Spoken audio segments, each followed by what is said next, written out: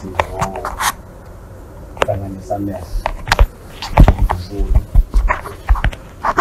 ukuzokhalela iNdlunkulu nabantwana bonke besilo nesizwe sonke lokuzozikhalela nathi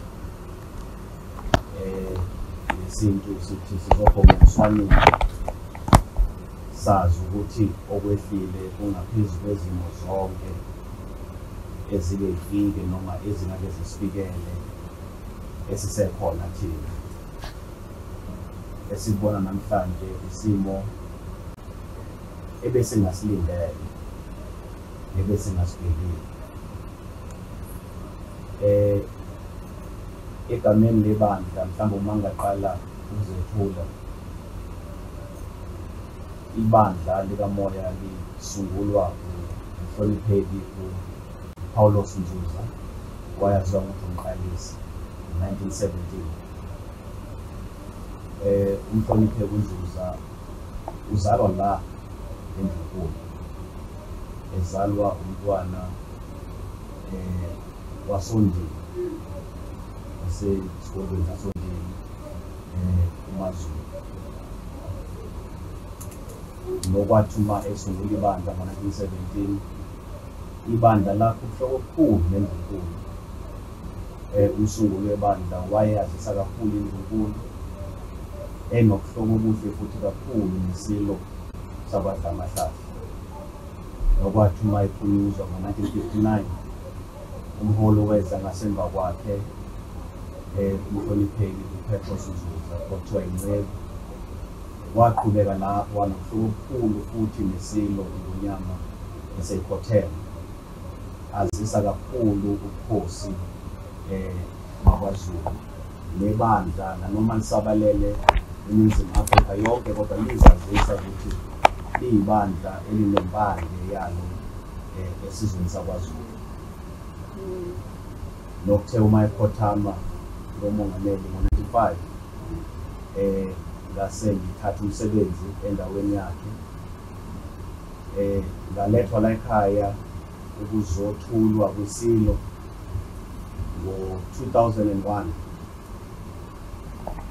nala isilo safike sangamukela ngenkulu intokozo nenkulu inhlonipho azisa kakhulu ubuhlobo njengomndeni wakwaNzuza esinabo neNdlunkulu kodwa futhi azisa kakhulu imisebenzi namandla uNkulunkulu ayenza empilweni yobukhosi ikakhulukazi ngesikhathi kunelibango uthatha umhlaba wabamanguzi wasemanguzi uthatha umbuso waseSwazini nala khona ibandla langenelela kakhulu letha inkhuleko lixhasa ubukhosi yaze yanqoba leyo nezinye izimo ezavela eNdlunkulu isilo iNgonyama idane njalo ithumela icela imithandazo.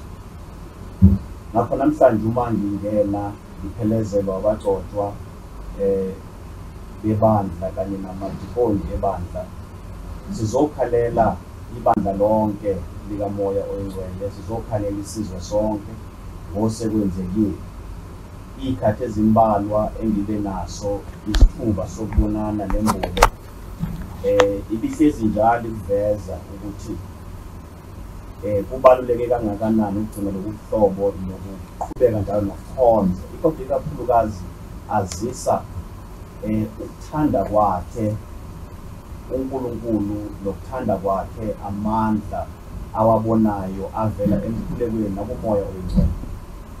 Into njengomholi osemusha ebandleni engiphakambise kakhulu uhlanga lwezwe ukuthi ube inkosi eyazisa kakhulu uNkulunkulu eyinkosi ekhulekelayo isizwe necelela isizwe inqubekela phambili uNkulunkulu oyinkosi ayazisa ukuthi yena omnisile nosekela ubukhosi aphethe.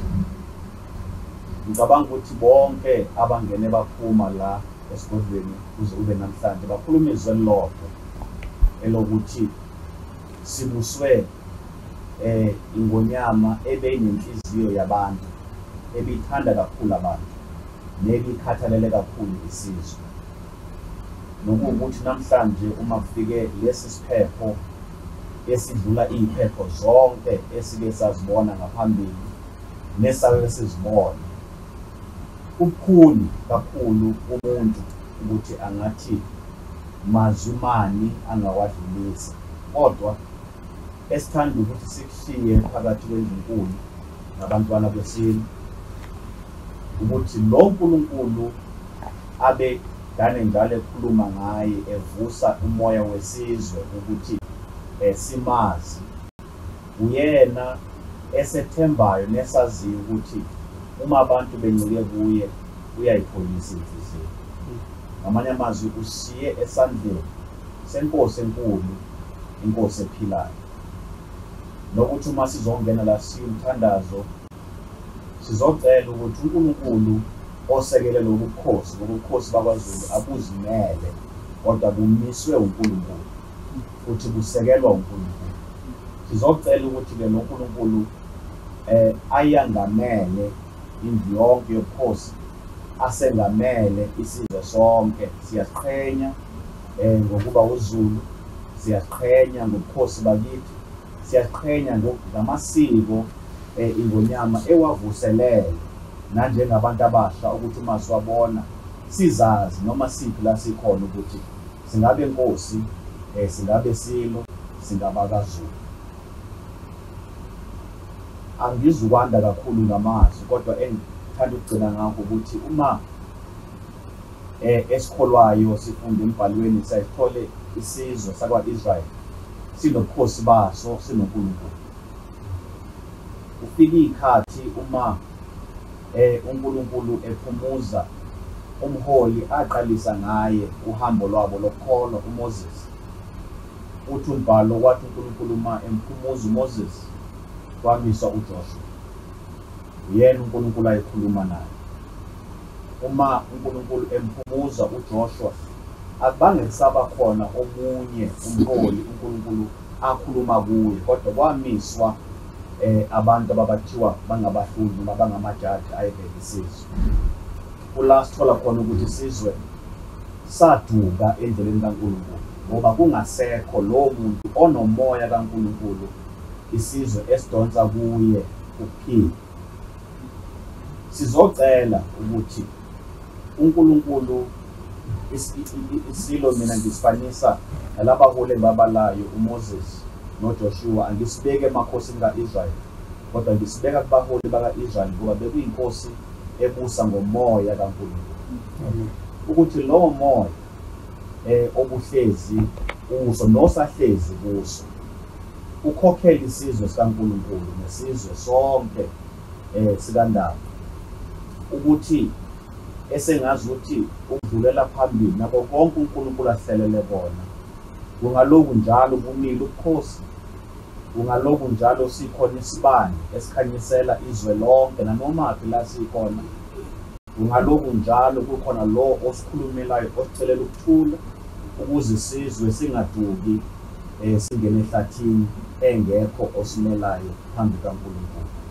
Siyazi ukuthi ngemthandazo kuzokwenzeka, siyazi futhi ukuthi nangokubhekwa yiso longangezwe esebona kakhulu kunabo bonke kuzokwenzeka, esengathi indlu yonke yasebukhosini nabantwana besilo ngembathiso amandla kaNkulunkulu ukuthi konke okuhleliwe kulezi insuku ezayo nasesikhathini esizayo kuhambe ngokuthula, kuhambe ngesizotha, uNkulunkulu eloku njalo enhola.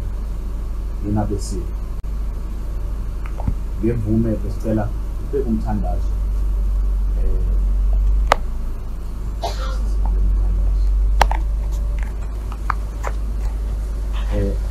cela nje ukuba kancane. Zwana wena baba wethu, zwana wena baba, zwana wena baba wethu, zwana wena baba, siyakhala kuwe siyakhala kuwe, siyakhala kuwe Baba, siyakhala kuwe Wena Nkulunkulu wethu, wena Nkulunkulu, wena Nkulunkulu wethu, wena Nkulunkulu. Zwana wena Baba wethu, ungumhlengi wethu. Zwana wena Baba wethu, ungumhlengi wethu. Baba ophakeme, uNkulunkulu namandla. Siyabonga ithuba Baba sivezela lona lokuzophakamisa uNkulunkulu amandla akho nangaleskhathi ukuthi nangalomzuzu sabusa wena Nkosi. Siyacela ke Baba ukuthi uNkulunkulu ezikhathini njengalezi phakathi uNkulunkulu kumndeni Baba, isilo sakho osisimemile ebukhosini bakho ngoba uqinisile ubukhosi baso Baba iminyaka yama-50. Siyabonga Baba ubeke hambe lomndima nalomsebenzi ungamxhasile wena, ubengeke uNkulunkulu ebe usibani sesizwe uNkulunkulu eqinisa izwi lakho nokuba wena umkhulu ukuba uNkulunkulu moya wakho ungahamba phezu kwawo. Siyacela ke Nkosi ukuthi uNkulunkulu awusale ubumba lomndeni ngoba umndeni uyisibani phakathi kwesizwe naphakathi komhlaba. Sithi Baba ubumbe uNkulunkulu inqumo kube umoya wakho hola phambili uNkulunkulu inqumo izothathwa nezinhlelo zonke Baba, bahole bakhokhele ukuze kuthi konke uNkulunkulu kuzokhulunywa nokuzohlanganiswa uhambe nesizotha besifanele. Ngiyacela uNkulunkulu ingcwele, uNkulunkulu kamqalisi nansi uNkulunkulu kanyezi yokuphila usingenile phakathi kwale ndawo Baba. Isizwe lakho khona inkanyezi babele inkanyezi esazi ukuthi imisingenile Baba ifike ilethe ukukhanya, ifike itshale ukuthula, ifike itshale uNkulunkulu ukubhandisha imphefumulo yabantwana bakho Baba. Babophe babhandishe kulungile baqinise Baba kuze kuthi zonke izinto uNkulunkulu ezibuhlungu nokuqebukile enyameni Baba babophe ngomoya ongcwele wakho Baba. Thina sinawo amandla, sinawo namagama, kodwa izwi lakhe linamandla linegama Nkosi. Thatha indawo ke kulo msebenzi wonke uze ufike usuku lokutshalwa kwayo ngonyama uNkulunkulu Baba ukhona wena konke kusicela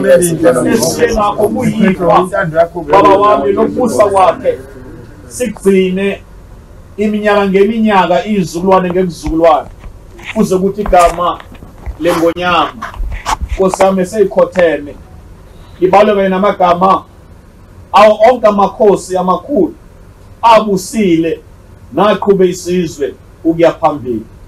Siyakubonga ngako konke, siyacela ukuba mawubuse phezu kweinto zonke zalomcimbi egameni elihle likaJesu Kristu inkosi yethu kuze kube phakade. Amen.